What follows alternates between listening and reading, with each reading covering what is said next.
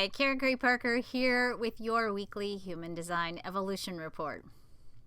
Some weeks I just got to cut to the chase because you need an enormous amount of skill sets to get through the week because the celestial weather promises to bring a little bit of turbulence as we fly through the week. So let's break it down and keep it simple. Sun moves into the gate 39, sometimes known as provocation, the earth into the gate 38, sometimes known as the gate of fighting. These are two elements that have the potential to create a lot of tension.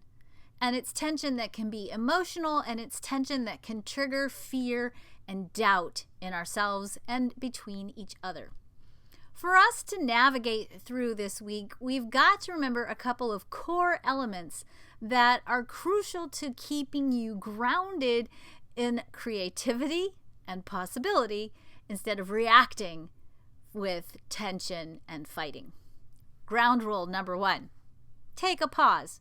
No matter what somebody says, no matter what somebody does, no matter how much it potentially triggers you, get into the practice now before this transit happens on Tuesday of getting into a place of pausing in response to anything that shows up on your doorstep, anything that happens in your environments, anything you read in the paper or on the internet.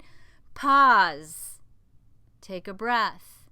Reconnect with your heart and ask yourself, what would be the most loving response that I could have to whatever this thing is that's showing up in your world? Number 2, don't take anything this week personally. We're all in the process of navigating through some dodgy energy, and the more we can react or respond from a place of compassion and acceptance, the greater the chances we're all going to get through this week in a great state. All right? So let's talk about this for a minute. Everything in the human design chart is an archetype. Archetypes, it's really a collection of cross-cultural archetypes, right? Archetypes are simply neutral concepts that don't really have much charge associated with them until we give them meaning. So let's think about the archetype of the word power. You know, when you think of power, it's just simply a source of energy, right? Or it's energy. When we have meanings around power, like our leadership is terrible and they have too much power, or we have meanings around the word power like I don't remember what it feels like to be powerful. I feel powerless in my life. Or we have meanings around the word power that are something like he has too much power, or I wish I had that much power. Or maybe you have meanings around power that go something like when I stand in my power, I'm able to operate at the highest level of my service in the world. It doesn't matter what power is. What matters is the meanings that you have around power, because those meanings are going to determine your experience of power in the world, because power is a neutral concept. It's the meanings we have that give it power in our lives. The gate 39, provocation, the gate 38, fighting, those are just archetypical energies, and they have a whole spectrum of how they can show up in your reality. Taking a pause here, because even though the 38 can be provocation, it can also be the energy that, when things get under our skin and bug us, cause us to stop and recalibrate the quality of creativity, the quality of emotional alignment, the quality of faith that we are holding around creating whatever it is we want to be creating in our lives. The 38, even though it's sometimes associated with the energy of fighting, if we're looking at a different set of meanings around it, it's the energy, the potential of you serving the world as a visionary. You being the person in the room that holds the vision of the highest possible outcome for everyone in the room.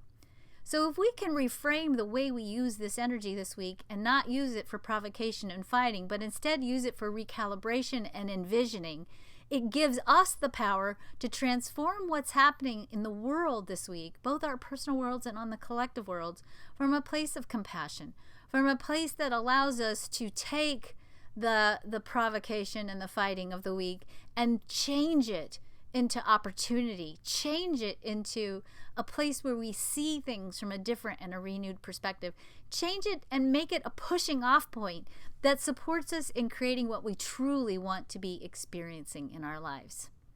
That's it. That's literally all I'm going to tell you this week. Take a pause.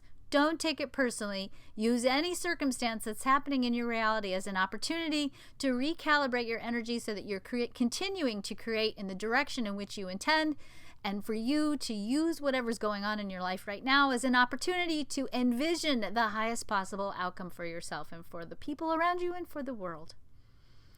Take good care of yourselves this week. Drink lots of water. Go outside. You guys know I'm going to say hug a tree. Hug a tree.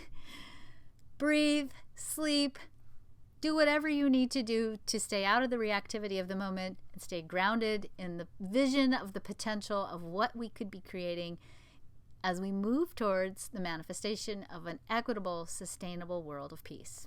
Have a great week. Take good care of yourselves. Talk to you next week.